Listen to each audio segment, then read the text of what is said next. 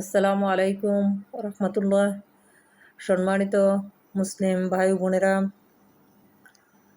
আজ আমি আপনাদের সামনে আলোচনা করব মৃত্যু ও মৃত্যুর যন্ত্রণা সম্পর্কে। মৃত্যুর যে কতটা ভয়াবহ যন্ত্রণা সে সম্পর্কে আলোচনা করব। মৃত্যু একটি কষ্টদায়ক ব্যাপার। সকলেই স্বাভাবিকভাবেই ইহাকে কঠিন মনে করিয়া থাকে। হজরত আয়েশা সিদ্দিকা রাদিয়াল্লাহু আনহু বলেন, আমাদের সকলেই মৃত্যুকে অপছন্দনীয় মনে করে, কিন্তু বিবেকের তাগিদ অনুসারে এই মৃত্যুকে কঠিন বা অপছন্দ করা উচিত নহে। তবে এই মৃত্যু যেন আমাদের কাছে কঠিনভাবে আত্মপ্রকাশ না করিয়া খুব সহজেই রূপ লইয়া আগমন করে, সেজন্য নেক কাজের পাবন্দী হওয়া উচিত বা নেক কাজের প্রতি আগ্রহী হওয়া উচিত। গুনাহের কাজ হইতে বিশেষ সতর্কতার সহিত বাঁচিয়া থাকা অপরিহার্য। আর মৃত্যু স্মরণ করায় এই ব্যাপারে বিশেষ সহায়ক। মৃত্যুকে স্মরণ করতে হবে প্রতিদিন, ৫ ওয়াক্ত নামাজ পড়তে হবে, ভুল ত্রুটির জন্য আল্লাহর কাছে তওবা করতে হবে, গুনাহের পিছনের গুনাহের জন্য আল্লাহর দরবারে প্রার্থনা করে কান্নাকাটি করতে হবে, আল্লাহ যাতে সেই গুনাহসমূহ ক্ষমা করে দেন এবং মৃত্যুকে আমাদের সকলের জন্য সহজ করে দেন, কষ্টদায়ক মৃত্যু যেন না দেন, সেজন্য আল্লাহর কাছে প্রার্থনা করতে হবে। শুভ মৃত্যু হইল বা ভালো মৃত্যু হইল ইমানের সহিত মৃত্যুবরণ করা। মুমিন ব্যক্তির ইহাই পরম কাম্য। হজরত মোহাম্মদ সাল্লাল্লাহু আলাইহি সাল্লাম বলেন, আল্লাহ তাআলা যখন কোনো বান্দাকে ভালোবাসেন তখন তাহাকে মাধুর্য দান করেন। সাহাবীগণ এই মন্তব্যের তাৎপর্য জানিতে চাহিলে রাসূলুল্লাহ সাল্লাল্লাহু আলাইহি সাল্লাম বলেন, আল্লাহ তাহাকে সচ্চরিত্র এবং সৎ কাজের ক্ষমতা দান করেন এবং সে মৃত্যু আসিয়া পড়ার পূর্ব মুহূর্তেই নেকি সঞ্চয় করিয়া লয় এবং তাহার মধুর ব্যবহারে সকলেই খুশি এবং তার প্রতি সন্তুষ্ট হইয়া পড়ে। হজরত আয়েশা সিদ্দিকা রাদিয়াল্লাহু আনহা হইতে বর্ণিত, রাসূলুল্লাহ সাল্লাল্লাহু আলাইহি সাল্লাম বলেন, আল্লাহ কোনো বান্দাকে নেক বখত করিতে চাহিলে তাহার মৃত্যুর ১ বৎসর পূর্বে তাহাকে তিনি তাহার কাছে একজন ফেরেশতাকে তার নিকট পাঠাইয়া দেন এবং সেই ফেরেশতা তাহার দোষ ত্রুটি সংশোধন করার চেষ্টা করে।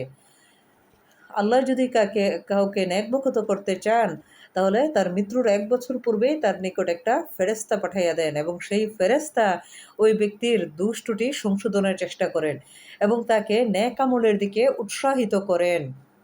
এইভাবে নেক আমল করিতে করিতে সে দুনিয়া হইতে বিদায় গ্রহণ করে। তখন লোকেরা তাহার সম্পর্কে বলাবলি করে যে অমুক ব্যক্তি নেককার অবস্থায় মৃত্যুবরণ করিয়াছে। এইরূপ ব্যক্তির নিকট যখন মালাকুল মউত আসিয়া উপস্থিত হয় তখন আল্লাহ তাআলা আখিরাতে তাহার জন্য নির্ধারিত স্থানটি তাহাকে দেখাইয়া দেন। আর সে তাহার নেক আমলের প্রতিদানে যেসব নিয়ামত লাভ করিবে উহার সবই দুনিয়ায় থাকিয়া দেখিতে পায়। আর এসব অফুরন্ত নিয়ামত দেখিয়া তাহার রূহ অনন্ত রাজ্যে গমনের জন্য আনন্দে অধীর হইয়া ওঠে। সে তখন আল্লাহর সান্নিধ্য গমন করাকে পরম কাম্য বলে মনে করে। আল্লাহ তাআলাও তাহার সাক্ষাৎকে পছন্দ করেন। নেককার ব্যক্তির সাক্ষাৎকে আল্লাহ তাআলাও পছন্দ করেন। আর বেহেশতের অফুরন্ত নিয়ামত দেখিয়া তার রূহ অনন্ত আনন্দের সহিত আল্লাহর সাক্ষাতে অধীর হইয়া তার রূহ বেরিয়ে আসে। এই অবস্থায় ফেরেশতাগণ তার রূহ কবজ করেন খুব সহজভাবে।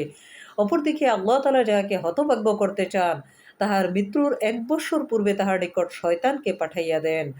তখন হইতে শয়তান তাহাকে নানাভাবে গুমরাহ করিতে চেষ্টা করে বা গুমরাহের কাজে লিপ্ত হয়ে যায় সেই ব্যক্তিটি। লোকটি শেষ পর্যন্ত অশুভ অবস্থায় মৃত্যুবরণ করে এবং লোকেরাও তাহার সম্পর্কে বলাবলি করে যে অমুক লোক মন্দ অবস্থায় মারা গিয়েছে।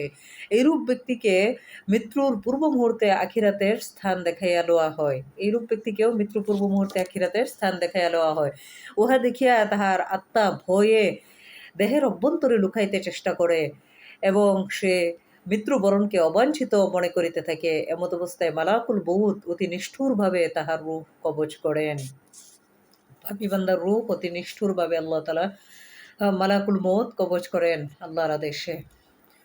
মৃত্যুর যন্ত্রণা, নবী করিম সাল্লাল্লাহু আলাইহি সাল্লাম বলেন, আল্লাহ তাআলা যদি কোনো বান্দার প্রতি রহম করিতে চান তাহলে তিনি তাহাকে রোগ সুখ বিপদ আপদ অন্য কষ্ট এবং অভাব অনটনে পতিত করেন, যেন তাহার গুনাহের কাফফারা হইয়া যায়।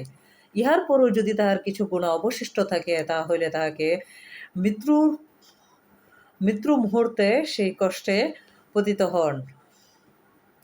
ফলে সেই ব্যক্তিটি সদ্য ভূমিষ্ঠ শিশুর মতো সম্পূর্ণ নিষ্পাপ হইয়া সে আল্লাহ তাআলার দরবারে প্রত্যাবর্তন করে, যদি আল্লাহ তাআলা সেই ব্যক্তির প্রতি রহম করিতে চান। অপরদিকে আল্লাহ তাআলা যে ব্যক্তিকে শাস্তি প্রদান করিতে চান, তাহার সম্পর্কে তিনি বলেন, যে সমস্ত নেক কাজ করে সে, উহার বদলে আমি তাহাকে শারীরিক সুস্থতা, আর্থিক সচ্ছলতা এবং ধন-জনের প্রাচুর্য দান করি এবং তাহার ঘরে সুখ শান্তি স্থাপন করে দেই। ইহার পরও যদি তাহার কোনো নেকি বদলা থাকে বা পাওনা থাকে, তাহা হইলে আমি মৃত্যুকে তাহার জন্য সহজ করিয়া দেই। এইভাবে সে তখন আমার দরবারে ফিরিয়া আসে। তখন কোনো নেকি আর তার অবশিষ্ট থাকে না, যাহার উসিলায় সে দুজক হইতে রক্ষা পাইতে পারে। এক ব্যক্তি রাসূলুল্লাহ সাল্লাল্লাহু আলাইহি সাল্লামকে জিজ্ঞাসা করিল, হুজুর, মৃত্যুর কষ্ট কিরূপ? তিনি বলিলেন, কণ্টকযুক্ত একটি বৃক্ষ শাখাকে রেশমি কাপড়ের সহিত জড়াইয়া সহজরে টানিলে যেমন কাপড়ের সুতাগুলি ছিন্ন ভিন্ন হইয়া আসে পরিণত হয়ে যায়, মৃত্যুর যন্ত্রণাও ঠিক তেমনি। রাসূলুল্লাহ সাল্লাল্লাহু আলাইহি সাল্লাম বলিয়াছেন, মুমূর্ষু ব্যক্তির নিকটে উপস্থিত থাকিয়া তোমরা তাহাকে কালিমায়ে তাইয়্যিবা লা ইলাহা ইল্লাল্লাহু মুহাম্মাদুর রাসূলুল্লাহ পাঠ করিয়া শুনাইও এবং তাহাকে বেহেশতের খুশ খবর জানাইও। কেননা এই সময়টি এতই সংকটময় যে বড় বড় জ্ঞানী এবং বিচক্ষণ লোকও তখন আতঙ্কগ্রস্ত হইয়া পড়ে। মানুষের মৃত্যুর সময়টা এতই ভয়ঙ্কর যে সেই সময় বড় বড় জ্ঞানী এবং বিচক্ষণ ব্যক্তিরাও আতঙ্কগ্রস্ত হইয়া পড়ে। তদুপরি শয়তান তখন তাহার ঈমান নষ্ট করার কাজে লিপ্ত থাকে। আমি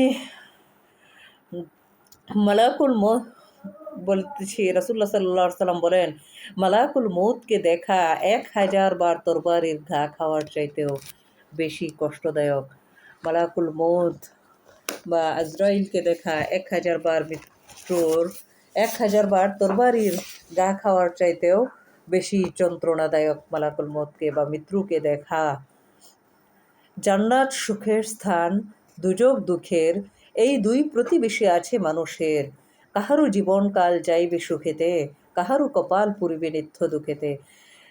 নিজে জান্নাতি কি জাহান্নামী ভেবে দেখো ভাই, তার জন্য দিবানিশি চেতনা থাকা চাই। আসসালামু আলাইকুম ওয়া রাহমাতুল্লাহ।